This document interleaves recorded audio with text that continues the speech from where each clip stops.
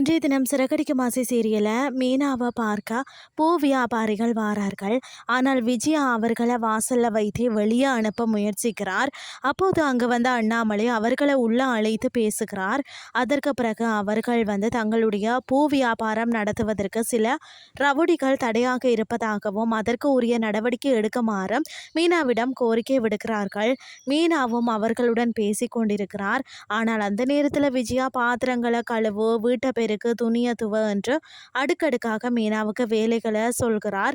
எனினும் அங்கிருந்த முத்து நான் எல்லாவற்றையும் கவனிக்கிறேன் என்று கூறி மீனாவுக்காக வேலைகளை செய்து உதவுகிறார்.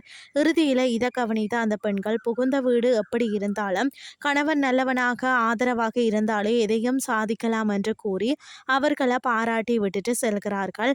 அண்ணாமலையும் நீ ரொம்ப கெட்டிக்காரன், எப்போவுமே மீனாவுக்கு ஆதரவாக இரு என்று முத்துவை பாராட்டுகிறார்.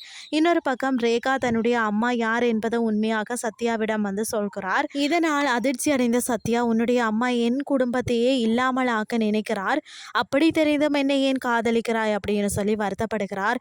ஆனால் ரேகா நான் உன்னை உண்மையாக விரும்பினேன், நம்பிக்கை இருந்தால் காதல் ஜெயிக்கும் என்று கூறி இந்த விஷயத்தை முத்து மீனாவிடம் சொல்லலாம் என்று முடிவு செய்கிறார்கள்.